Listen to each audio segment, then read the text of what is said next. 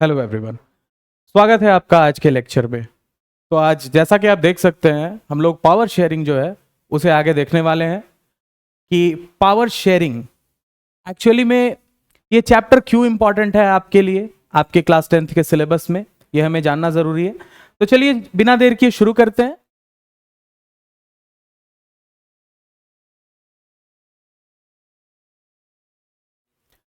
तो पहले अगर हम लोग एक इंट्रोडक्शन की बात करते हैं कि इस चैप्टर में हम लोग पढ़ने क्या वाले हैं। पावर शेयरिंग ठीक है कि पावर को कैसे बांटना है, कैसे शेयर करना है गवर्नेंस में, लेकिन बात यह है कि इसमें हम लोग एग्जांपल्स कौन से पढ़ेंगे।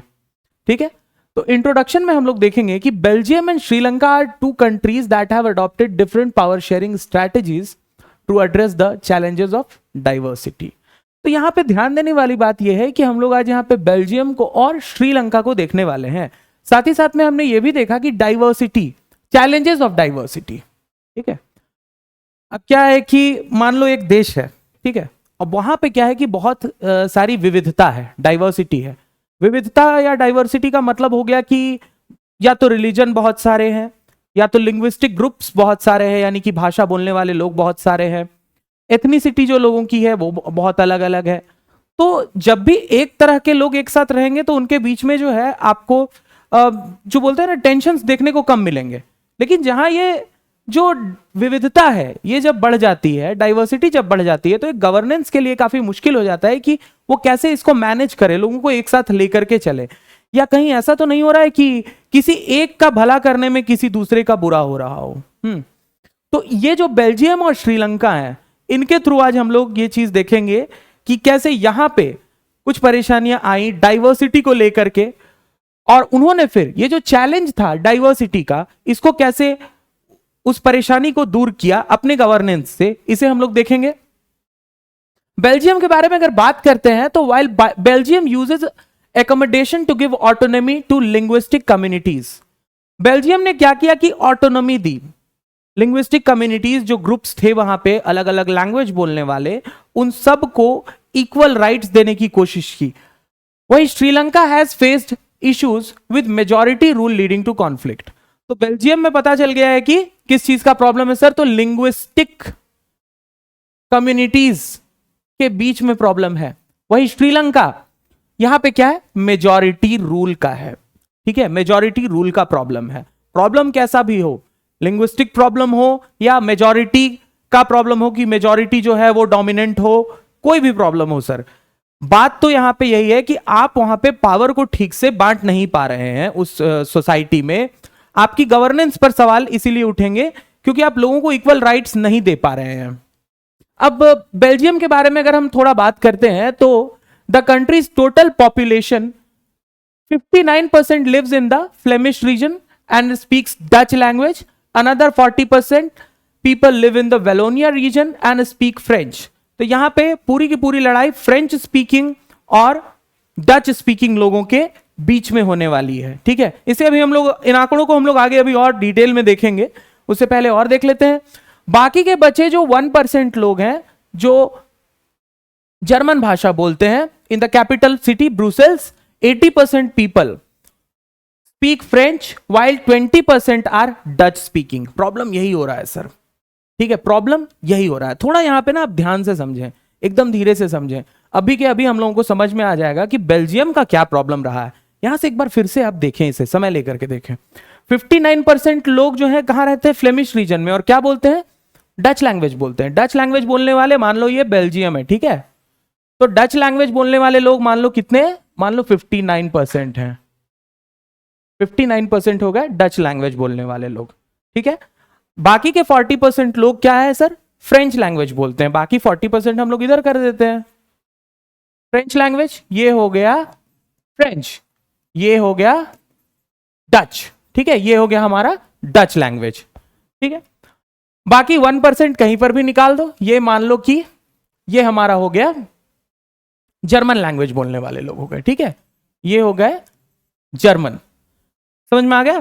प्रॉब्लम ये है कि जो फ्रेंच पॉपुलेशन है ना, ब्रुसेल्स, अब मान लेते हैं कि यहां पे कैपिटल हमारा ब्रुसेल्स है, यहां पे जो ज्यादा लोग हैं वो कौन है, तो वो फ्रेंच के, फ्रेंच नेटिव के हैं। अब इससे क्या प्रॉब्लम आएगा सर, इसे अभी हम लोग आगे समझते हैं। Small European country smaller than Haryana, ठीक है, हरियाणा से भी एक आप समझ सकते हैं कि एक यूरोपियन कंट्री है जिसका एरिया हरियाणा से भी छोटा है। बॉर्डर्स किसके किसके साथ लगे हुए हैं मैप में आप देख सकते हैं, तो बॉर्डर्स शेयर करता है ये फ्रांस के साथ में, नीदरलैंड्स के साथ में, जर्मनी के साथ में, लग्जमबर्ग के साथ में। Population over 10 million, about half of Haryana population, Haryana की जितनी आबादी है उसको आप आधा कर दें। कॉम्प्लेक्स एथनिक कंपोजिशन, और ये जो एथनिक कंपोजिशन है ना ये काफी ज्यादा कॉम्प्लेक्स है। प्रॉब्लम ये है कि जो कैपिटल सिटी है वहां पे, अब भाई कैपिटल सिटी में जो भी लिंग्विस्टिक ग्रुप है या एथनिक ग्रुप है जो मेजॉरिटी में होगा सर, तो कह सकते हैं कि कंट्री को रूल करने का ज्यादा पावर भी उन्हीं के हाथ में होगा, ठीक है। तो यहां पे जो माइनॉरिटी है, माइनॉरिटी लोग हैं, माइनॉरिटी फ्रेंच स्पीकिंग लोग हैं, वो ज्यादा पावरफुल बन जा रहे हैं। 59% Flemish region Dutch speaking, 40% Wallonia region French speaking, 1% German speaking, और ब्रुसेल्स में 80% लोग क्या बोलते हैं सर, फ्रेंच बोलते हैं, 20% डच स्पीकिंग है। ये कहां पे है, ये कैपिटल सिटी में, यही है असली प्रॉब्लम, यही है असली प्रॉब्लम, ये यहां पे ब्रुसेल्स है सर। अब कैपिटल सिटी में जो ज्यादा बोलने वाले लोग हैं, जो ज्यादा लैंग्वेज बोलने वाले लोग हैं, जो ज्यादा बड़ा ग्रुप है, वो एक्चुअली में माइनॉरिटी है पूरे देश में। तो क्या लगता है कॉन्फ्लिक्ट होगा? बिल्कुल हो सकता है कॉन्फ्लिक्ट। अब आप इसे अगर एग्जाम्पल लेना है तो हम भारत के एग्जाम्पल से ले लेते हैं कि मान लो ऐसा हो कि भारत में जो माइनॉरिटी ग्रुप है वो क्या हो जाए कि दिल्ली में पहुंच जाए, दिल्ली में वो लोग ज्यादा हो जाए, और दिल्ली में ज्यादा हो उसकी वजह से क्या हो जाए कि वो लोग अपना गवर्नमेंट बना ले भाई। तो हो सकता है कि ये जो माइनॉरिटी लोग हैं, मान लो 20% पॉपुलेशन वाले लोग जो हैं वो वहां पे जाकर के गवर्नमेंट बना लें, दिल्ली में जाकर के बैठ जाएं, तो सर वो तो डिसीजंस जो भी लेंगे वो तो अपने फायदे के लिए लेंगे, मेजॉरिटी का ख्याल रखेंगे नहीं। तो इससे नाराज कौन होगा? Majority.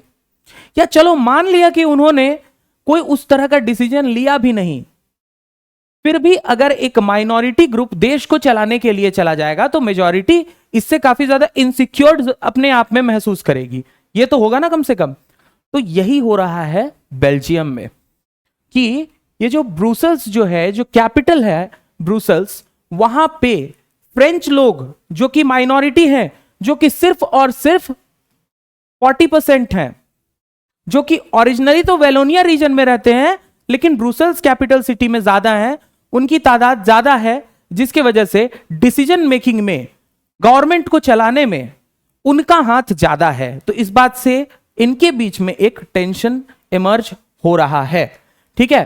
Tensions between Dutch speaking and French speaking communities in 1950s and 60s, Brussels presents unique challenge, Dutch speaking majority in country but minority in capital। यही हो रहा है कि डच स्पीकिंग लोग जो हैं वो देश में तो मेजॉरिटी में है, लेकिन जब कैपिटल की बात आती है तो वहां पे क्या है, माइनॉरिटी में है। तो ये आपका असली का प्रॉब्लम रहा, ठीक है। Dutch speaking majority in capital but majority in country but minority in capital, ये है यहां पे problem.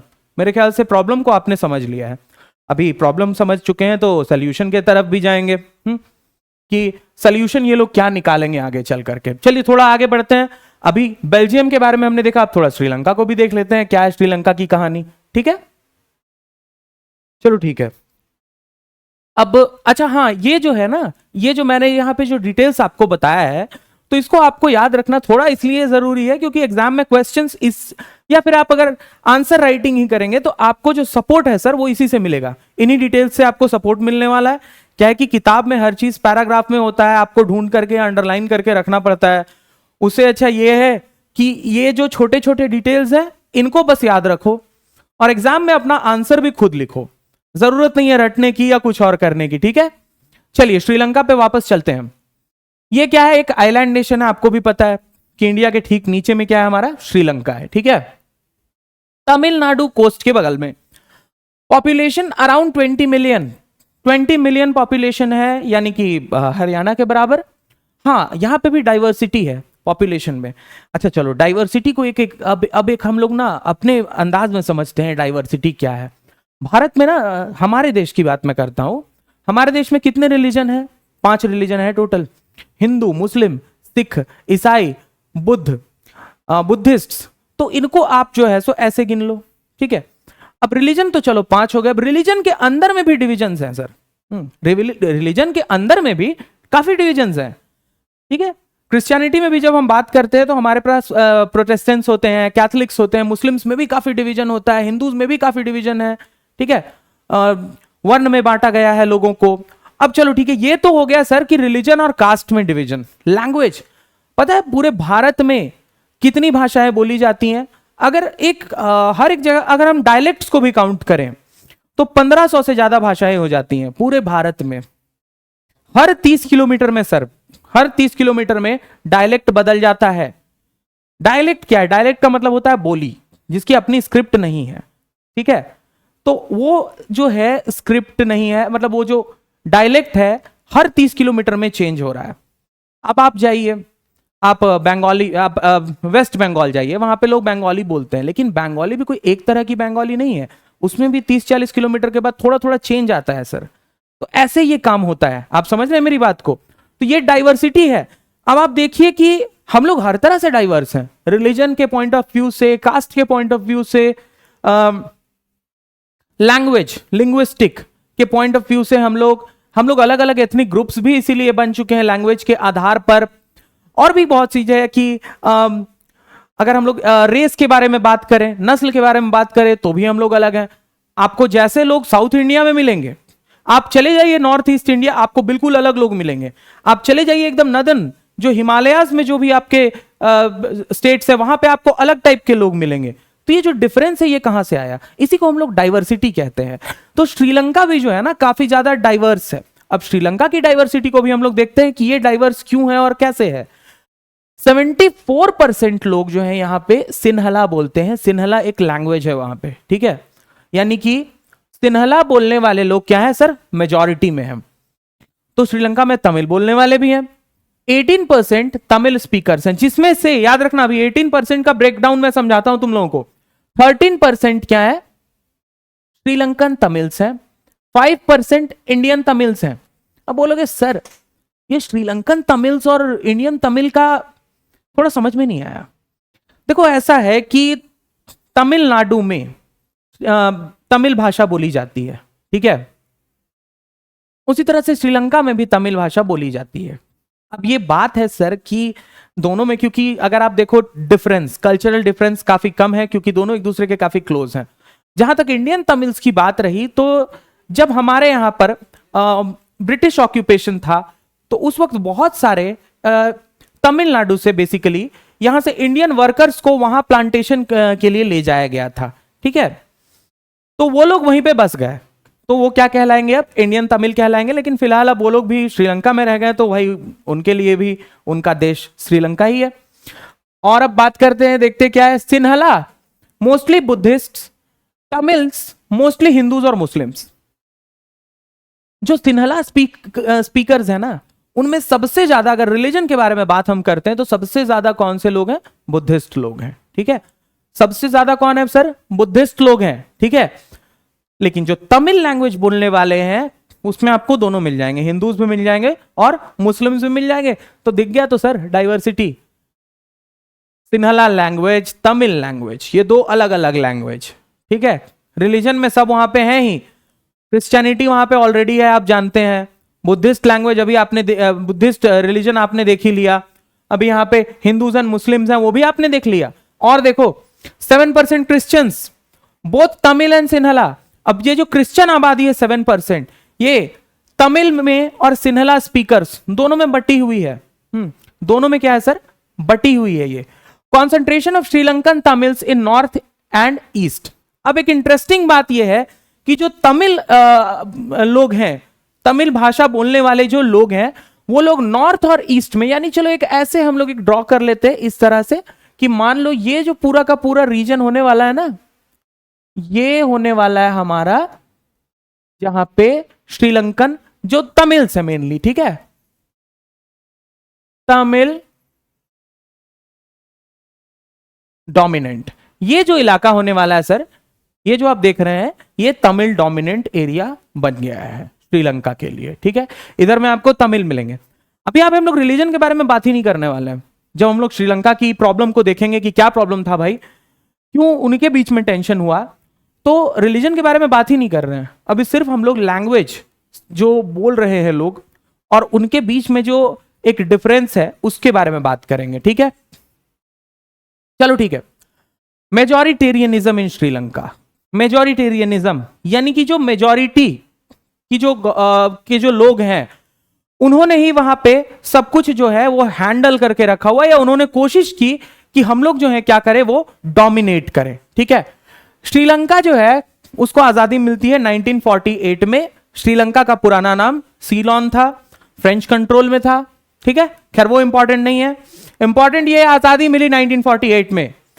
The leaders of the Sinhala community sought to secure dominance over government by virtue of their majority. अब क्योंकि श्रीलंका में सिन्हला स्पीकर्स, अभी religion की बात नहीं कर रहे हैं हम लोग, याद रखना, ठीक है, कि वो बुद्धिस्ट थे, वो उनमें कुछ क्रिश्चियंस भी थे, ये सब कुछ नहीं बात कर रहे हैं हम लोग। सिर्फ ये बात कर रहे हैं कि जो सिन्हला स्पीकर्स थे वो मेजॉरिटी में थे, ठीक है।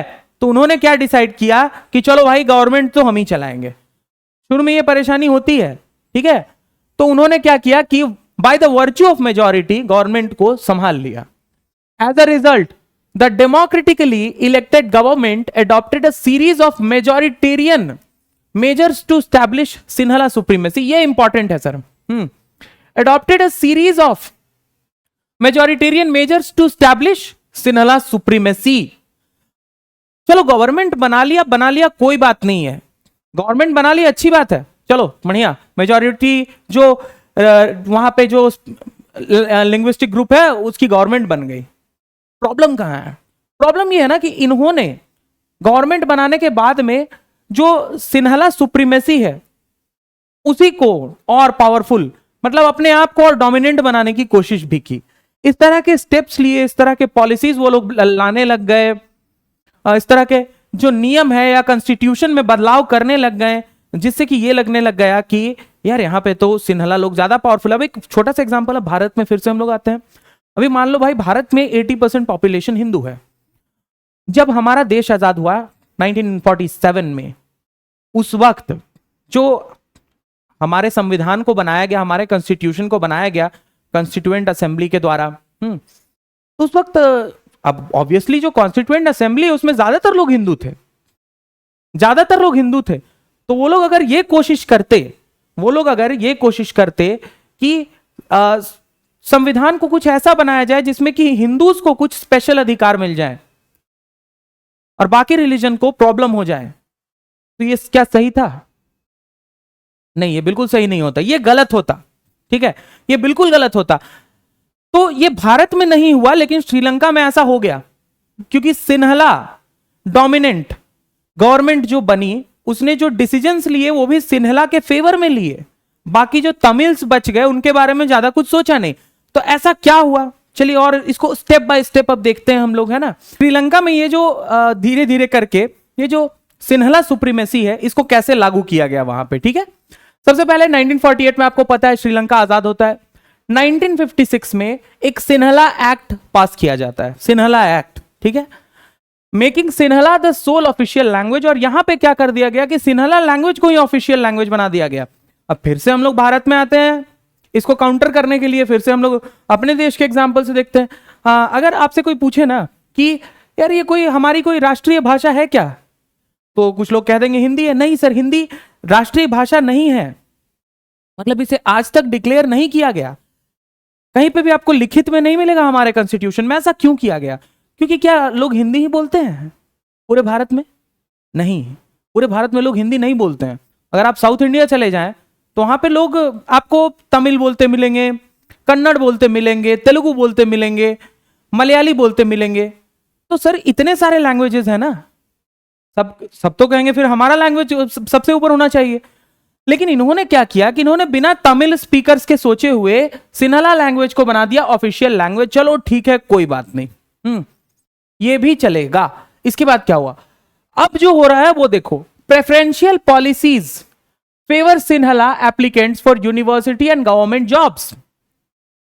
अब कोई जा रहा है यूनिवर्सिटी में एडमिशन लेने या किसी गवर्नमेंट जॉब के इंटरव्यू में, तो अगर वो सिन्हला है तो उसको क्या दिया जा रहा है? प्रेफरेंस। ये जो प्रेफरेंशियल पॉलिसी वाली बात है, इसकी वजह से काफी ज्यादा जो तमिल्स हैं उनके मन में नाराजगी आने लग गई कि सिर्फ तुम मेजॉरिटी में हो, इसीलिए क्या हर जगह पर तुम्हें प्रेफरेंस दिया जाएगा? क्या ऐसा कुछ हमारे यहां पे है? नहीं, हमारे यहां ऐसा बिल्कुल भी नहीं है। हमारे यहां आप मेजॉरिटी हो, आप कोई भी हो, आपको कोई प्रेफरेंस नहीं है। आप अमीर हो, कोई प्रेफरेंस नहीं है? आपको एडमिशन लेना है तो आपको या तो उसका एग्जाम निकालना पड़ेगा, या आपको नौकरी चाहिए तो आपको मेहनत करनी पड़ेगी। अब यहां पे देखो और क्या हुआ, ये पहला चेंज है, ये दूसरा, और अब तीसरा, new constitution stipulates state protection and fostering of Buddhism. अब यहां पे क्या किया गया कि बुद्धिज्म को जो है फॉस्टर करने के लिए, आगे बढ़ाने के लिए यहां पे बहुत सारे और भी स्टेप्स लिए गए। अब ये बात याद रखना कि कहीं पे भी किसी भी देश का कॉन्स्टिट्यूशन किसी एक रिलीजन के फेवर में अगर कोई डिसीजन ले या कोई कानून वहां पर अगर बनने लगे तो वो एक अच्छा साइन नहीं कहा जा सकता है। हाँ ठीक है, जो रिलीजन पिछड़े रिलीजन है या कोई कल्चर है, मान लो जैसे कि कहीं पे कोई ट्राइबल ग्रुप है, उनका कल्चर अगर पिछड़ रहा है तो ये गवर्नमेंट की जिम्मेवारी है कि भाई उसको हम सपोर्ट करेंगे। लेकिन रिलीजन के नाम पर ऑलरेडी जो मेजॉरिटी है उसको और बढ़ाने के लिए गवर्नमेंट स्टेप्स नहीं ले सकती, इसके लिए लोग खुद करें वो अच्छी बात है। लेकिन यहां पे श्रीलंका में तो उल्टा हो रहा था। Sri Lankan Tamils feel increasingly alienated. अब श्रीलंकन तमिल्स को दिल से वो लोग क्या है, मन में कमजोर महसूस करने लग गए। उनको ये लगने लग गया कि हमें ऐसे अलग थलग क्यों कर दिया जा रहा है। सब ठीक है, तुम लोग कर रहे हो, अच्छी बात है, लेकिन हमसे क्या दुश्मनी है तुमको? हम लोगों को क्यों किनारे कर रहे हो भाई? अब और क्या हो रहा है, major political parties led by Buddhist Sinhala leader seen as insensitive. अब जो पॉलिटिकल पार्टीज हैं, मेजर पॉलिटिकल पार्टीज यानी कि जो बड़ी पॉलिटिकल पार्टीज हैं, उनको कौन लीड कर रहा है? तो सिन्हलाज लीड कर रहे हैं, सिन्हलाज उसको लीड कर रहे हैं। तो ये एक तरह का बड़ा ही इनसेंसिटिव सा अप्रोच लग रहा है देखने में कि एक तरफ तो आप जो भी पॉलिसीज आप बना रहे हैं वो एक आप लिंग्विस्टिक ग्रुप को ध्यान में रखते हुए बना रहे हैं, मेजॉरिटी को ध्यान में रखते हुए बना रहे हैं। दूसरी तरफ आप क्या कर रहे हैं कि जो पॉलिटिकल पार्टीज भी हैं वो भी आप वैसे ही बना रहे हैं, सोच समझ करके डिसीजंस भी आप ताकि ले रहे हैं। आप तमिल्स के बारे में कुछ नहीं सोच रहे हैं। फिर constitution and government policies perceived as denying equal political rights and opportunities. भाई कॉन्स्टिट्यूशन को तो देख के ऐसा लग ही नहीं रहा था श्रीलंका का कि लोगों को वहां पे इक्वल राइट्स और अपॉर्चुनिटी वाकई में दिया भी जा रहा है। तो भाई तमिल लोग तो फिर तो नाराज होंगे ही। तमिल के बारे में मैंने क्या बताया था कि देखो, ये जो पार्ट आपको मैंने बताया था, इधर में यहां नॉर्थ ईस्टर्न पार्ट में तमिल्स थे वहां पे श्रीलंका में, ठीक है। अब देखो और क्या हुआ, strained relations between Sinhala and Tamil communities. इससे क्या होता है कि सिन्हला और तमिल कम्युनिटी के बीच में एक जो रिलेशनशिप है उसमें काफी तनाव आ जाता है। ये लोग आप कह सकते हैं कि टेंशन जो है, कॉन्फ्लिक्ट जो है, उसकी शुरुआत अब हो चुकी है। आगे क्या हुआ, अब श्रीलंकन तमिल्स ने समझा कि ऐसे नहीं चलेगा, हमें डिमांड करना होगा, हमें जो चाहिए वो मांगना पड़ेगा। तो देखो क्या होता है, इन्होंने मांगा कि recognition of Tamil as an official language. Tamil language को भी एक ऑफिशियल लैंग्वेज का दर्जा दो। ये नहीं कि हमारा लैंग्वेज है तो हम इंफीरियर हो गए, जैसे ईस्ट पाकिस्तान और वेस्ट पाकिस्तान के केस में हो रहा था, जो कि अभी ईस्ट पाकिस्तान को हमने बांग्लादेश बना दिया, वो अलग बात है। लेकिन जैसे वेस्ट पाकिस्तान जो भी प्रेजेंट डे पाकिस्तान है और ईस्ट पाकिस्तान जो कि अभी बांग्लादेश है, यहां पे क्या हो रहा था ना कि जो वेस्ट पाकिस्तान है वो इनको डोमिनेट करना चाहता था, कहता था नहीं उर्दू ही ऑफिशियल लैंग्वेज होनी चाहिए। ये क्या तुम लोग बांग्ला बोलते हो, इसमें मजा नहीं आ रहा, ये अच्छा लैंग्वेज नहीं है, इसको बंद करो। तो ये तो आप नहीं कर सकते, लैंग्वेज को किसी का भी भाई अच्छा या बुरा नहीं बोल सकते हैं। लैंग्वेज सबके लिए तो खुद का लैंग्वेज है, लोग बोलते हैं तो उनको तो वही पसंद आएगा ना। तो पहला यही था कि ऑफिशियल लैंग्वेज का दर्जा दो हमारे लैंग्वेज को भी। दूसरा था रीजनल ऑटोनॉमी दो, यानी हम लोग जिस रीजन में रह रहे हैं, नॉर्थ और ईस्ट में जहां हम लोग रह रहे हैं, उसको भी ऑटोनॉमी दो, इक्वालिटी दो, equality in education and job opportunities. Demands बड़े सिंपल हैं। और जो जॉब अपॉर्चुनिटीज में तुमने जो सिन्हलास को जो फायदा दे रखा है वो हमें भी दो, बराबरी चाहिए हमें। तो ये जो डिमांड्स है, ऑटोनॉमी डिमांड्स रिपीटेडली डिनाइड।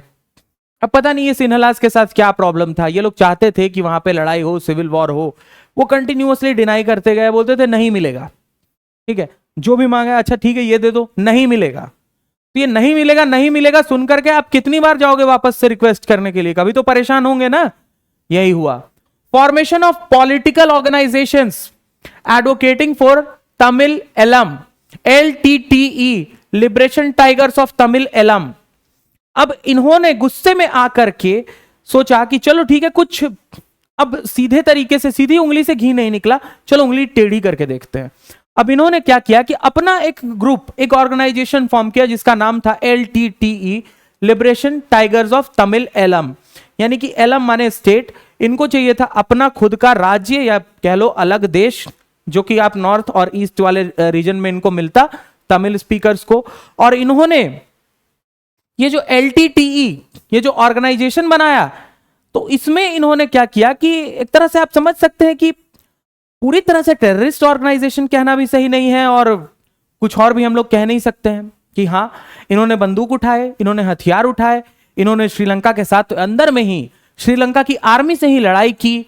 काफी टेंशन्स चला है 1980s के वक्त में, 70s 80s पूरा का पूरा श्रीलंका जो है टेंशन में ही बीता है। क्योंकि ये जो LTTE है, ये एक तरह का, इस तरह का एक डिस्टर्बिंग ग्रुप बन गया था, जिनके पास हथियार से लेकर के सब कुछ थे, इनके पास अपने एयरक्राफ्ट तक थे, इनके पास अपने ट्रेन पायलट्स तक थे। तो ये लोग किसी आर्मी से कम भी नहीं थे। और ये लोग जो है, लड़ाई जो है इनके बीच में हो गई, conflict escalates into civil war by 1980s। Civil war हो गया, गृह युद्ध। सिविल वॉर का मतलब, अब सिविल वॉर वही है कि एक ही देश के अंदर में दो ग्रुप के बीच में जब लड़ाई होने लग जाए, दैट इज सिविल वॉर, ठीक है। बाहर से लड़ो तो वो अलग बात है, वो वॉर है, लेकिन अगर आप अपने देश में ही दो ग्रुप लड़ाई करोगे तो वो सिविल वॉर है सर। चलो ठीक है। नुकसान क्या हुआ? सबसे बड़ी बात है कि इसका कोई कंक्लूजन अभी तक तो निकला नहीं। नुकसान अलग हो गया, thousands killed, thousands were killed, families become refugees, many lose livelihoods. अब ये रेफ्यूजी टर्म का क्या मतलब है सर? रेफ्यूजी का मतलब है, अब जब वहां पे टेंशन शुरू हो गए श्रीलंका में, तो लोगों ने क्या किया ना कि वहां से भागने का सोचा। अब भाई आप एक ऐसा देश, एक ऐसा एरिया जहां पे युद्ध चल रहा है, युद्ध के हालात है, आप वहां पे, आपको तो ना तो आप खाने के लिए मिलने वाला है, ना आप कुछ काम कर भी सकते हो। इनफैक्ट उल्टा तो आपके ऊपर में, आपके जान के ऊपर आफत आ पड़ी है कि कब जो है भाई कोई बम मार के चला जाए, कब हमारे ऊपर में बम गिर जाए। आप क्या करेंगे? आप किसी और कंट्री में जाकर के वहां पे एज अ रेफ्यूजी आप वहां पे जाकर के जो है असाइलम सीख करते हैं, असाइलम मांगते हैं कि भाई मुझे रख लो। तो उसमें से बहुत सारे लोग भारत भी आए, कहा कि भाई हमें यहाँ पे रहने दो, हमारे यहाँ तो हालात तुम देख ही रहे हो क्या है, ठीक है। लाइवलीहुड्स जो है वो भी खत्म लोगों का, ठीक है। डिस्टर्बेंस कितना होगा समझ जाओ। Civil war causes setback to social culture and economic life of Sri Lanka. तो सोशल लाइफ खत्म। इससे पहले लोग रहते थे, आसपास में पड़ोसी रहते थे, एक पूरा का पूरा मोहल्ला रहता था, लोग शाम में आपस में बैठते होंगे, वो सब खत्म।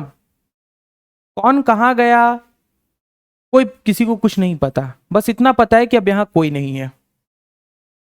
कल्चर खत्म। इकोनॉमिक लाइफ, अब वॉर होगा तो इकोनॉमी भी तो नीचे जाएगी ना, इकोनॉमी भी खत्म। चलिए ठीक है, श्रीलंका के प्रॉब्लम को हमने देखा। इससे पहले हमने बेल्जियम के प्रॉब्लम को देखा था। बेल्जियम में क्या परेशानी आ रही थी कि वहां पर जो है, वहां पे भी लिंग्विस्टिक ग्रुप्स का ही प्रॉब्लम था, श्रीलंका में भी कुछ इसी तरह का प्रॉब्लम था। दोनों को हमने काफी डिटेल में समझ लिया। अब चलिए सोल्यूशन की तरफ देखते हैं। तो सोल्यूशन तो सर यहाँ पे सिर्फ हम लोग अभी बेल्जियम का ही देखेंगे कि बेल्जियम में कैसे, क्योंकि बेल्जियम में प्रॉब्लम पूरी तरह से सॉल्व हो गया। अब आपका सवाल यह भी हो सकता है कि श्रीलंका का क्या हुआ? तो देखो यार, श्रीलंका में कोई कंक्लूजन नहीं आया उसका।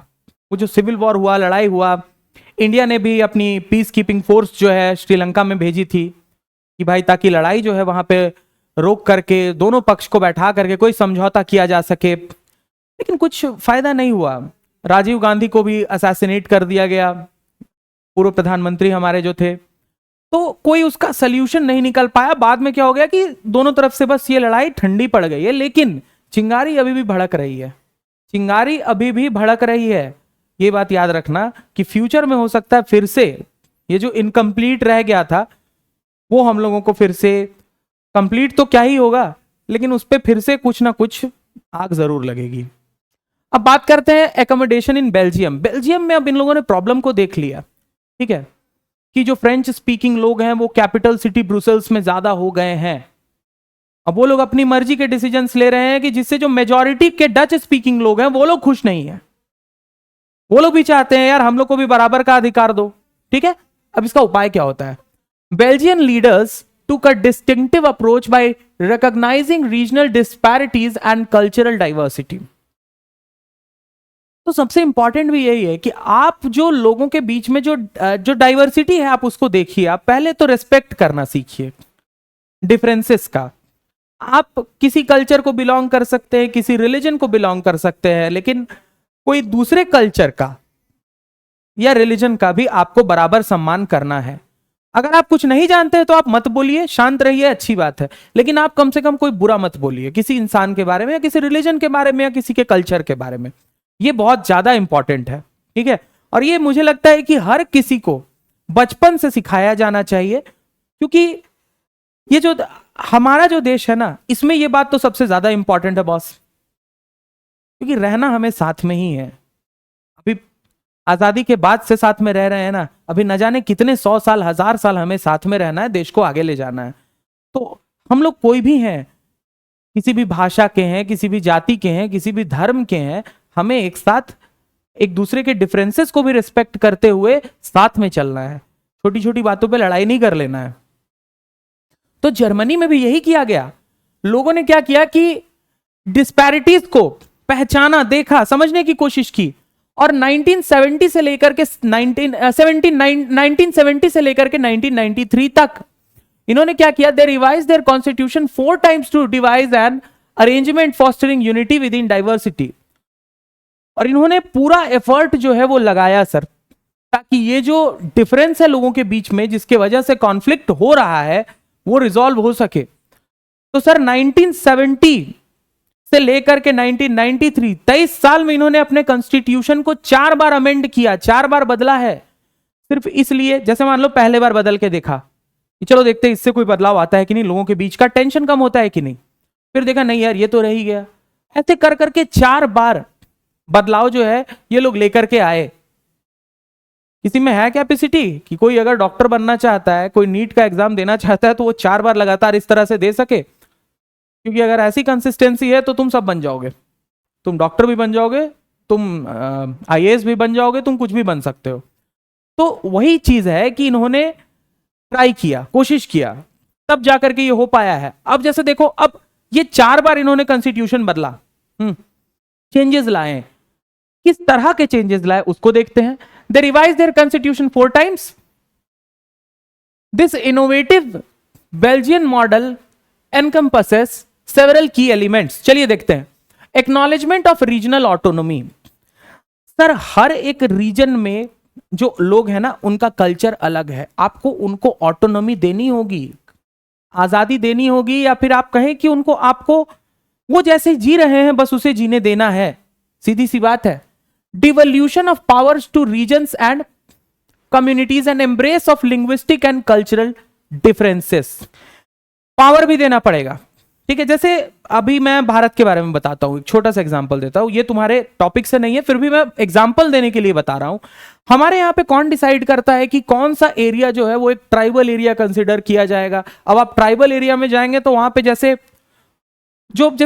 पंचायत लेवल पे जो चुनाव होते हैं उसमें सिर्फ एक ट्राइबल आदमी ही खड़ा हो सकता है चुनाव में, आपको पता होगा, ठीक है। तो ये कौन डिसाइड करता है? तो इसके लिए हमारे यहां पे एक है डीलिमिटेशन अथॉरिटी, ठीक है। डीलिमिटेशन अथॉरिटी, जो कि स्टेट्स हो या डिस्ट्रिक्ट्स हो, उसके बाउंड्रीज वो लोग डिसाइड करते हैं कि भाई कहां से ये बाउंड्री होकर गुजरेगा, कि मान लो ये आदिवासी वाला एरिया हो गया, ये शहरी एरिया हो गया, तो कैसे बाउंड्री उसके बीच से निकालना है।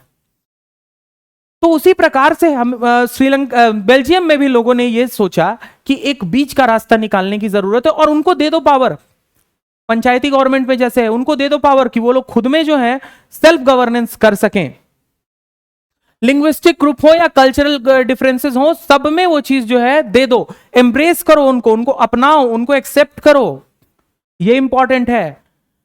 Establishment of a federal structure accommodating diverse identities, एक ऐसा स्ट्रक्चर बनाओ, फेडरल स्ट्रक्चर। फेडरल मतलब क्या, एक होता है वर्टिकल, एक होता है हॉरिजॉन्टल, ठीक है। तो मैं फिलहाल वर्टिकल की बात कर रहा हूं, जैसे फेडरल का मतलब हो गया सेंट्रल स्टेट, और थर्ड लेवल पे यहां पे म्युनिसिपैलिटी एंड पंचायत, ठीक है। तो एक ऐसा स्ट्रक्चर तैयार करोगे, यानी कि एक के नीचे एक, ताकि लोगों को पकड़ा जा सके, लोगों को की जरूरत तक पहुंचा जा सके, या जब उनको भी जरूरत पड़े तो वो भी अपने ऊपर में कंसल्ट कर सके। तो ये फेडरल स्ट्रक्चर जो है वो देने की बात की गई, और सबके आइडेंटिटीज क्या रहे, डाइवर्स रहे, उससे कोई फर्क नहीं पड़ता। भारत से ज्यादा डाइवर्सिटी है क्या कहीं पे, विश्व में किसी देश में भारत से ज्यादा डाइवर्सिटी है क्या? फिर भी वो लोग लड़ लेते हैं यार, हमारे यहाँ तो फिर भी बहुत शांति है। अब बोलने वाले ये बोलेंगे कि हमारे यहाँ भी तो होता है ना सर, होता है ना, लड़ लेते हैं लोग, ग्रुप के लोग। अरे भाई, जिस घर में 4-5 भाई बहन मिलकर के रहेंगे तो किसके बीच में लड़ाई नहीं होगी, ये बताओ। फिर भी एक साथ मिल करके रह रहे हैं, ये बड़ी बात है, और आगे भी यही होना चाहिए, ठीक है। तो ये डाइवर्स आइडेंटिटी को हमने पहचाना, हमने हर किसी के लिए काम किया।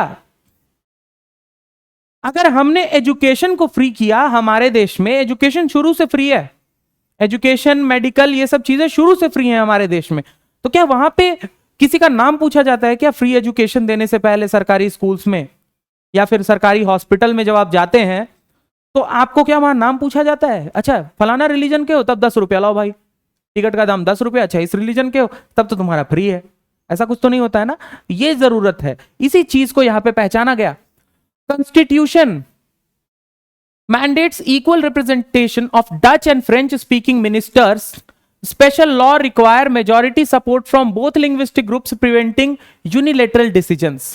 सबसे पहले तो क्या किया गया कि फ्रेंच और डच स्पीकिंग जो मिनिस्टर्स होंगे, तो जो कैबिनेट है या पार्लियामेंट है उसमें इन दोनों को बराबर रखा जाएगा। ये नहीं कि एक कम है एक ज्यादा है, क्या एक कम एक ज्यादा नहीं रखना है, दोनों को बराबर रखना है। क्यों बराबर रखना है? सिर्फ इसलिए रखना है क्योंकि जैसे कुछ लॉ भारत में भी, जैसे कोई बिल पास करना होता है तो क्या होता है भाई, पहले उसको लोकसभा से या राज्यसभा से, दोनों से बारी बारी से इंट्रोड्यूस, कहीं भी हो दोनों से बारी बारी से पास होना पड़ता है ना, तब हो जाता है भाई प्रेसिडेंट के पास। उसी प्रकार से यहां पर भी इस चीज को इसलिए किया गया ताकि कोई भी लॉ यूनिलेटरली का मतलब हो गया एक तरफा कोई पास ना कर दे। ये नहीं कि कोई लॉ है जो कि फ्रेंच स्पीकिंग के लिए अगर मान लो कि वैल्यूएबल है लेकिन डच के लिए अच्छा नहीं है, तो ऐसा नहीं कि फ्रेंच स्पीकिंग लोग जो हैं वो लोग ही पास कर दें उस लॉ को पूरे देश में, नहीं, दोनों की सहमति होगी तभी वो लॉ पास होगा। इसीलिए दोनों के मिनिस्टर्स के नंबर को भी बराबर रखा गया। समझ में आ गया? क्यों? ताकि यूनिलेटरल डिसीजंस को प्रिवेंट किया जा सके, एक तरफा डिसीजन को। एक होता है यूनिलेटरल, एक होता है बाइलेटरल।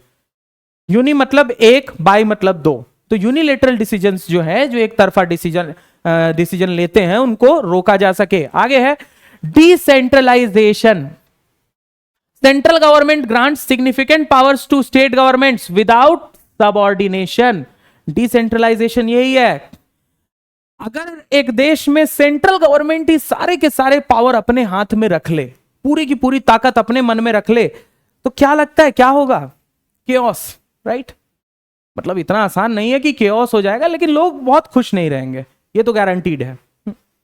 इसलिए क्या किया गया है? तो भाई राज्य को भी पावर दिए गए हैं, पंचायत तक को पावर दिए गए हैं कि आप अपने पंचायत लेवल पर ही अगर कोई प्रॉब्लम है, जैसे मान लो कि कोई लीगल या इलीगल कोई केस ही हो, ठीक है, मान लो कि प्रॉपर्टी का केस है, तो हमारे गवर्नमेंट ने ये पावर दिया हुआ है, हमारे सेंट्रल गवर्नमेंट ने ये पावर दिया हुआ है एक पंचायत को भी कि तुम लोग वहीं पे सॉल्व कर लो ना, क्या जरूरत है कोर्ट में आने की?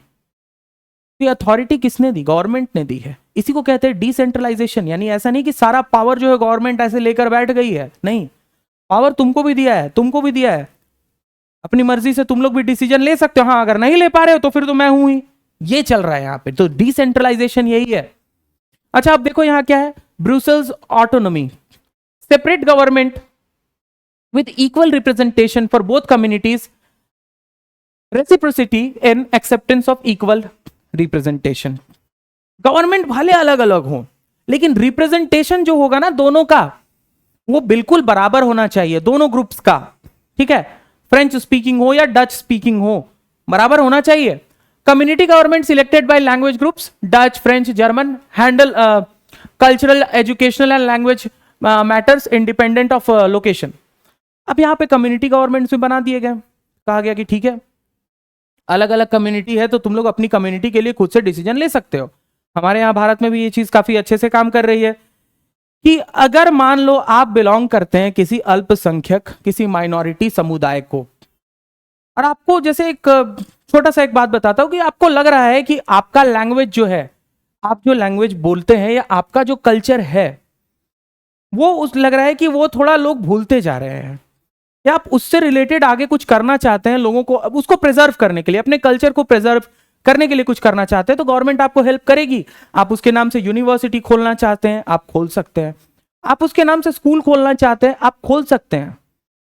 आप अपने कल्चर के लिए, अपने कल्चरल ग्रुप के लिए अगर कुछ भी बनाना चाहते हैं, मान लो जैसे कि आप एक हॉल बनाना चाहते हैं जहां पे आपके कल्चर, आपके ग्रुप के लोग जो है वहां जा करके मीटिंग्स कर सकें, तो आपको आजादी है। ये सब जो है आजादी आपको तभी, तो इसी तरह की आजादी जो है वहां पे जर्मनी में भी लोगों को देने की, बेल्जियम में भी लोगों को देने की कोशिश की गई, ताकि वो लोग जो है अपने आप में खुश महसूस कर सकें। अब मान लो कि मैं तुम्हें क्लास में पढ़ा रहा हूं, ठीक है, क्लास में पढ़ा रहा हूं, सारा कंट्रोल अगर अपने हाथ में रख लूंगा कि भाई जो मैं पढ़ाऊंगा वही पढ़ना है, ठीक है, तो बच्चे क्या है, बच्चे जो है वो शायद पढ़ नहीं पाएंगे। वही अगर बच्चे कहेंगे कि सर थोड़ा स्लो पढ़ाइए, तो ठीक है स्लो पढ़ा देते हैं भाई। बच्चे कहेंगे सर थोड़ा और फास्ट, तो चलो ठीक है फास्ट पढ़ा देते हैं। तो ये जो तुम्हारे हाथ में थोड़ा सा जो पावर जो रहेगा ना, तो तुम लोग ज्यादा, तो तुम्हारा डेवलपमेंट ज्यादा अच्छा होगा, तो तुम्हारा ही डेवलपमेंट होगा। इसी चीज को यहां पे लोगों ने समझ लिया। अब कुछ और बातें हैं जिसे हम लोग करते हैं कि पावर शेयरिंग डिजायरेबल क्यों है, why power sharing is desirable, मतलब ये होना ही चाहिए, क्यों होना ही चाहिए। तो देखो यार, ये इसके बेनिफिट्स क्या क्या, डुअल बेनिफिट्स यहां पे कहा जा रहा है। पहला तो ये है सर कि it diminishes social conflict by distributing power among diverse groups. ये जो सोशल कॉन्फ्लिक्ट होता है ना, एक सामाजिक विवाद लोगों के बीच में हो जाता है, इसको ये कम कर देता है, इसको ये कम कर देता है। ये नहीं है कि पूरी तरह से रोक देगा, लेकिन ये कम कर देता है। क्यों? क्योंकि सबके पास में पावर जो है वो आ जाता है थोड़ा थोड़ा, कि अपने लिए कुछ कर सकें। thereby mitigating the risk of violence and political unrest। तो भाई क्या होगा, वायलेंस नहीं होगा, पॉलिटिकल अनरेस्ट भी नहीं होगा, वायलेंस नहीं होगा, लोग एक दूसरे से खुश रहेंगे, एक दूसरे के साथ खुश रहेंगे। अभी मान लो ना दो ग्रुप्स हैं, दो रिलीजन ही है अलग अलग, एक रिलीजन के पास बहुत है, दूसरे रिलीजन के पास कम है, तो यार ये जिनके पास कम है ना वो इनसे जलेंगे, ये सोशल कॉन्फ्लिक्ट में आएगा। फिर इसी सोशल कॉन्फ्लिक्ट के वजह से क्या हो सकता है, इनके बीच में किसी तरह का वायलेंस हो सकता है, और इस वायलेंस से क्या होगा सर, ये पॉलिटिकल अनरेस्ट हो जाएगा। तो कोई बड़ा प्रॉब्लम यहां पे है, पॉलिटिकल अनरेस्ट कैसे हुआ, वायलेंस की वजह से हुआ। वायलेंस क्यों हुआ, सोशल कॉन्फ्लिक्ट की वजह से हुआ। सोशल कॉन्फ्लिक्ट क्यों हुआ, क्योंकि मैंने दोनों को ऑटोनॉमी नहीं दी थी। तो इसको यहीं पे सॉल्व कर देना, नीचे लेवल पे ही सॉल्व कर देना जरूरी है ना, कि वहां तक ले जाना है, देश में अशांति लानी है नहीं ना, ठीक है, इसको यहीं सॉल्व करके खत्म करो बात को। और क्या यहां बताया गया है सर, देखो सेकेंडली, पहला तो हमने ये देख लिया, सेकेंडली डुअल बेनिफिट्स हम लोग देख रहे थे। सेकेंड है, while imposing majority will may seem expedient initially, it jeopardizes national unity in the long term. Thus, power sharing stands as a safeguard for political stability and unity. सीधी सी बात है कि नेशनल यूनिटी, कितनी भी diversity हो, भारत जैसी diversity ही क्यों ना हो, भारत से ज्यादा कहीं है भी नहीं, बल्कि इससे बहुत कम भी कहीं नहीं है, बाकी कहीं भी आप देख लीजिए डाइवर्सिटी है, थोड़ा मोड़ा सर चलता है, भारत में तो कुछ ज्यादा ही डाइवर्सिटी है। तो ये जो एक होता है ना कि लॉन्ग टर्म के लिए एक नेशनल यूनिटी, इसको प्रिजर्व करना, ये पॉसिबल इसी तरीके से है, पावर शेयरिंग से ही। कि पावर शेयरिंग आपको करना है, लोगों में पावर को बांटना है, बड़े संभाल करके बांटना है, ठीक है। पॉलिटिकल स्टेबिलिटी और यूनिटी ऐसे ही। और जहां पे सर पॉलिटिकल स्टेबिलिटी है, उस देश का इकोनॉमी भी काफी अच्छा काम करेगा। क्यों हमेशा ये कहा जाता है कि जब भी एक गवर्नमेंट आती है, किसी राज्य में आए, किसी नई पॉलिटिकल पार्टी की गवर्नमेंट, या स्टेट में आए, मतलब राज्य में आए या सेंटर में आए, कोई फर्क नहीं पड़ता है, बस ये रहे कि वो एक स्टेबल गवर्नमेंट रहे। क्योंकि एक स्टेबल गवर्नमेंट होगी ना, तो वो देश के लिए काम कर पाएंगे। वहां पे जो हमारे पॉलिटिशियंस होंगे, जो ब्यूरोक्रेट्स होंगे, वो लोग मिलजुल करके समझदारी से काम कर पाएंगे। वही अनस्टेबल गवर्नमेंट रहेगी तो आपस में ही उन लोगों के बीच में टेंशन चलता रहेगा, नहीं ये मैं करूंगा, नहीं ये तुम नहीं करोगे, तुम कैसे कर लोगे, ये तो मेरा काम है, तो मेरे पिताजी ये करते आ रहे थे इसीलिए मैं भी ये करूंगा। तो इस चीज में जो है प्रॉब्लम हमेशा आती है। तो सर स्टेबिलिटी है, यूनिटी है, तभी एक देश आगे बढ़ेगा, सीधी सी बात है। Tyranny of the majority can be harmful to both the minority and the majority. और ये जो मेजोरिटी वाले जो लोग होते हैं ना, कहीं पे भी जो मेजोरिटी में अगर वो अपने आप को पावरफुल समझने लग जाए, याद रखना ये दोनों के लिए हार्मफुल है। माइनॉरिटी के लिए तो हार्मफुल है ही, आप लोग उनको तो भाई परेशान करोगे ही, लेकिन कल को आप लोग के लिए भी हार्मफुल होगा उतना ही, जब माइनॉरिटी भी आपको वापस में परेशान करने लगेंगे। दोनों के लिए हार्मफुल है। Power sharing is good for democracies for two reasons. दो कारण है कि किसी भी डेमोक्रेसी में पावर शेयरिंग होना बहुत जरूरी है। पहला जो है उसे हम लोग, पहला जो कारण है उसे हम लोग प्रूडेंशियल कहते हैं, प्रूडेंशियल कहेंगे, और दूसरा को मोरल कहेंगे। प्रूडेंशियल कारण क्या है? It leads to better outcomes. यानी कि अगर वहां पावर शेयरिंग होगी तो आउटकम्स, जो भी आप डिसीजन लेंगे उसके रिजल्ट ज्यादा अच्छे आएंगे। कोई भी आप डिसीजन ले लीजिए, आप मान लीजिए कि डेवलपमेंट को लेकर के आप कोई डिसीजन लेते हैं, मतलब आप गवर्नमेंट हैं, ठीक है, आप एक पॉलिटिकल पार्टी, आप डेवलपमेंट को लेकर के कोई भी डिसीजन लेते हैं कि हाँ भाई चलो रोड नेटवर्क को हम लोग भाई स्ट्रांग करते हैं, जैसे हिटलर ने भी किया था अपने टाइम पे। गवर्नमेंट पे आते ही उसने कहा सबसे पहले तो रोड्स बनवाओ, सबसे पहले रोड्स बनवाओ, ठीक है। तो ये काम अगर आप करते हैं तो आउटकम्स आपको बढ़िया मिलेगा। लेकिन पावर शेयरिंग वहां पे अच्छे ढंग से हुई हो तभी। मोरल क्या है इसका रिजल्ट देखो, the act of sharing power is valuable itself. ये तो खैर मोरल बात हो गई कि मतलब ये एक अच्छा गुण है, ठीक है, ये एक अच्छा गुण है कि आप लोगों को बराबरी का हक दे रहे हैं, ये तो मोरल बात हो गई। प्रूडेंशियल बात तो यही है कि हमेशा फायदा होगा, आउटकम्स अच्छे मिलेंगे। Power sharing reflects the spirit of democracy by consulting those affected by decisions.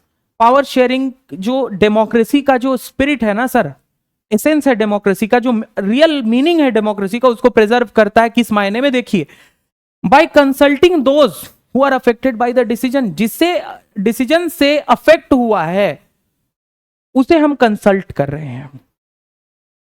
जिसे डिसीजन से, मेरे डिसीजन से कोई अगर किसी को कोई आहत हुई है तो भाई उसके साथ मैं उससे कंसल्ट कर सकूं, ताकि बता सके वो मुझे कि हाँ सर आपने ये डिसीजन लिया जिसकी वजह से ये परेशानी हुई।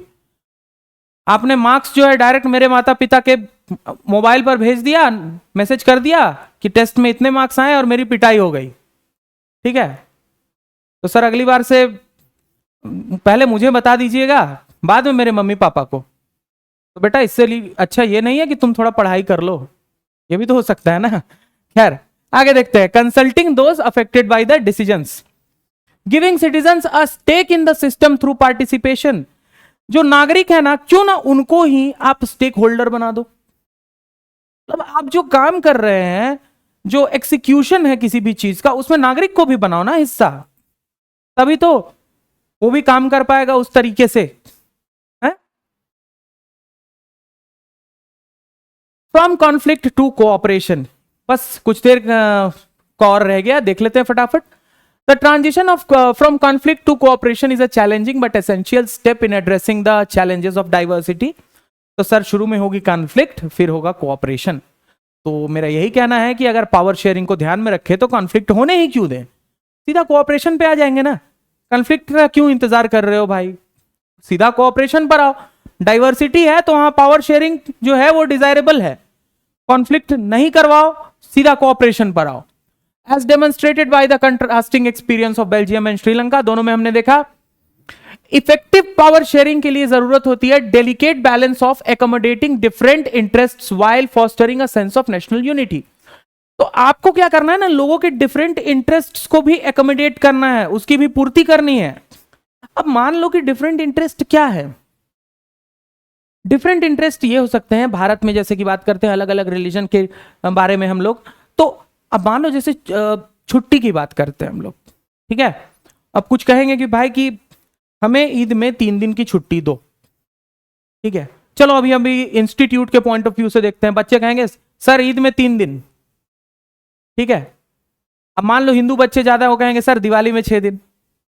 तो मैं क्या कहूंगा कि चलो ठीक है, दिवाली में तो मैंने तुम्हें 4-5 दिन छुट्टी दे दी, ईद वाले लोग 1 दिन से ज्यादा नहीं दूंगा। तो ये क्या है, ये जो है यहां पे प्रॉब्लम हो जाएगी। यहां बच्चे कहेंगे हम लोगों के साथ भेदभाव क्यों, ठीक है। यही चीज है यहां पे सर, कि आपको एकोमोडेट करना है, डिफरेंट इंटरेस्ट्स को पूर्ति करनी है, तभी हो पाएगा। और तभी जाकर के हम लोग जो सेंस ऑफ नेशनल यूनिटी है ना, उसको फॉस्टर कर सकते हैं, आगे बढ़ा सकते हैं। कुछ बातें रह गई हैं जैसे acknowledge grievances, the first step towards conflict resolution is to recognize and address the legitimate grievance of all parties involved. This requires a sincere effort to understand the historical, culture and political factors that have contributed to the ongoing tensions. सबसे पहले तो आप जो किसी की कोई इच्छा है, आपको उसको पूरा करना है, तो आपको उसका पूरा बैकग्राउंड जानना पड़ेगा, ठीक है। और वो लेजिटिमेट है या इलेजिटिमेट है, मतलब वो जायज है या नाजायज मांग है, ये आप डिसाइड करें, तभी आप आगे बढ़ सकते हैं। और अगर जायज है तो उसे पूरा करें, लेकिन अगर नाजायज मांग है तो क्यों नाजायज है उसको ये पूछो, उसको बताओ कि देखो तुम ये जो डिमांड कर रहे हो ये सही नहीं है, वहां पे उसे तुरंत जो है आप एक्नॉलेज करो। दूसरा बात करते हैं facilitate dialogue. Promoting open and inclusive dialogue among diverse stakeholders is crucial for building trust and finding common ground. बहुत लोग जो है ना बोलते होंगे कि जैसे पॉलिटिक्स में फिर से चलते हैं, डायलॉग, पावर ऑफ डायलॉग क्या है। अब जैसे आप देखो कि गवर्नमेंट किसकी भी हो, विपक्ष हमेशा उल्टा ही बोलेगा। गवर्नमेंट किसकी भी हो, विपक्ष हमेशा उल्टा ही बोलेगा। नहीं, ये गलत नहीं है, ये सही है। यही तो है फैसिलिटेटिंग डायलॉग्स। अगर विपक्ष उल्टा बोलना बंद कर देना सर, तो जो रूलिंग पार्टी है ना वो शायद आर्बिट्रेरी हो जाए, उसी ये घमंड हो जाए कि ओ हमें तो कोई टोकने वाला है नहीं, अब हम लोग अपनी मर्जी का करेंगे, कौन रोकता है देखते हैं। तो अब समझ में आया कि ये डायलॉग्स जो है ये कितना पावरफुल टूल है। This process should involve representatives from different linguistic और ethnic communities as well as civil society and international partners. तो ठीक है, इसके लिए आपको जरूरत है कि अलग अलग जो बैकग्राउंड है वहां से लोग जो है वहां पे प्रेजेंट रहें, ताकि किसी के भी बोलते हैं ना पर्सनल इंटरेस्ट्स का हनन ना हो, पर्सनल इंटरेस्ट्स को नुकसान ना पहुंचे। फिर बात करते हैं डेवलप कॉम्प्रिहेंसिव स्ट्रैटेजीज। क्या है ये? Crafting a comprehensive strategy that addresses the root cause of conflict, ठीक है, while also providing concrete solution and mechanisms for implementation is essential for achieving sustainable peace and stability. Government ने कोई policy लाई, government कोई policy लेकर के आती है, जैसे कि अभी 2019 में सिटीजनशिप अमेंडमेंट एक्ट जो है वो पास किया गया था। तो इसको लेकर के मतलब शुरू में तो बात चल रही थी सिटीजनशिप अमेंडमेंट बिल, तो इसको लेकर के क्या हुआ कि लोगों के बीच में बहुत सारा कंफ्यूजन लोगों के दिमाग में आ गया। लोगों को ये लगने लग गया कि इससे मुस्लिम्स को जो है वो इनसे नागरिकता छीन ली जाएगी, पता नहीं क्या क्या बहुत सारे इस तरह के अफवाह उड़ा दिए गए, ठीक है। तो यहां पे आप समझ सकते हैं कि उसको एड्रेस करना अब गवर्नमेंट के लिए जरूरी था, ठीक है। अब एड्रेस अगर करना है तो क्या जरूरत है sir? Root cause, the root cause of conflict तक पहुंचने की, रूट कॉज ऑफ कॉन्फ्लिक्ट तक पहुंचना जरूरी है। तो रूट कॉज ऑफ कॉन्फ्लिक्ट तक गवर्नमेंट ने लोगों को एनरीच किया, बताया कि हाँ भाई प्रॉब्लम क्या है, तो बताया कि ऐसा हो जाएगा हमारे साथ में भाई। तो ऐसा कुछ नहीं होगा, कहां लिखा हुआ है ऐसा होगा, आप बताओ। तब जो है इस तरह से प्रॉब्लम को सॉल्व किया गया, और आज देखो सक्सेसफुली लागू कर भी दिया गया है बहुत सारी जगहों पे, कुछ लोगों को नागरिकता मिल भी गई इससे। तो ये होता है, आप समझ रहे हैं ना, कि टू डेवलप कॉम्प्रिहेंसिव स्ट्रैटेजीज, कि कोई प्रॉब्लम अगर आ भी जाए तो घबराना नहीं, ये सब पावर शेयरिंग का हिस्सा है। ठीक है, ये सब पावर शेयरिंग का हिस्सा है। और आगे बढ़ते हैं टुवर्ड्स मोर इक्विटेबल फ्यूचर। अब फ्यूचर हमारा कैसा रह सकता है, थोड़ा इसको भी देख लेते हैं। इक्विटेबल का मतलब हो गया कि और बराबर और समता से हम लोग कैसे अपने भविष्य को जो है आगे ले जा सकते हैं। As the global community continues to grapple with the challenges of governing diverse societies, पूरे दुनिया में ये परेशानी है। अब भारत में कुछ ज्यादा ही डाइवर्सिटी है, मैं अभी से कह रहा हूं, लेकिन ऐसा नहीं है कि सारे देश जो है वो ऐसे नहीं है, नहीं, मतलब डाइवर्सिटी सबके पास, अमेरिका में भी डाइवर्सिटी है, यूनाइटेड किंगडम में भी डाइवर्सिटी है, लेकिन उनके पास कम डाइवर्सिटी है, भारत के पास ज्यादा डाइवर्सिटी है। ठीक है, चलिए देखते हैं। तो बेल्जियम और श्रीलंका के एक्सपीरियंस से हमने समझा, वैल्यूएबल लेसन देखा, हमने कुछ इंसाइट्स को भी देखा। By embracing diversity as a source of strength, तो डाइवर्सिटी को यार हम लोग एक स्ट्रेंथ की तरह क्यों नहीं ले सकते हैं? डाइवर्सिटी जो है उसे स्ट्रेंथ की तरह लो ना, क्या जरूरत है कि उसे हम जो है सो एक नेगेटिव पॉइंट कंसिडर करके आगे बढ़े।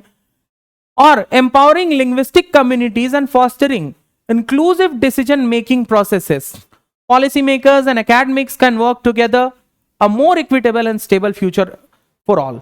यानी कि करना क्या है, ये जो डाइवर्सिटी है ना, इसका सही इस्तेमाल करना है। अलग अलग रिलीजन के लोग हैं, अलग अलग लैंग्वेज बोलने वाले लोग हैं, तो सब में सर कुछ ना कुछ अलग क्वालिटी भी है। तो उन अलग क्वालिटीज को अगर हम लोग देश के डेवलपमेंट के लिए एक साथ अगर इस्तेमाल करते हैं, तो हमारा भारत इतना तो तय है सर कि आने वाले समय में यहां नहीं रहेगा, काफी आगे चला जाएगा। हर रिलीजन मत देखो, कास्ट मत देखो, कौन सा रेस का है मत देखो, कोई भाषा बोलता हो मत देखो, अगर वो अच्छा कर रहा है तो उसे आगे बढ़ने दो, फिर देखो। ठीक है, अब चलो ये तो हमने समझ लिया कुछ। अब बेल्जियम से कुछ लेसन्स हैं, इसको भी देख लेते हैं। Accommodate linguistic autonomy through decentralization and proportional representation. Promote consociational democracy and elite cooperation to balance diverse interest.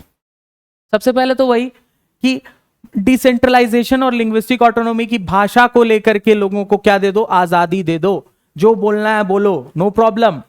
दूसरा यहां पे हमने देखा कि कोऑपरेशन लाओ, लोग जो है एक बैलेंस्ड अप्रोच लाओ, डाइवर्स इंटरेस्ट है उनके बीच में खुद में कोऑपरेशन लाओ। Celebrate diversity as a strength and empower linguistic communities, ये तो हमने अभी ही देखा था थोड़ी देर पहले। अब श्रीलंका से क्या लेसन मिले हम लोगों को? Avoid majority rule dynamics that can marginalise and oppress minority communities. कभी भी मेजॉरिटी रूल डायनेमिक्स को फॉलो मत करो कहीं पे भी, क्योंकि इससे क्या होगा कि माइनॉरिटी जो होंगे ना उनके साथ गलत हो जाएगा।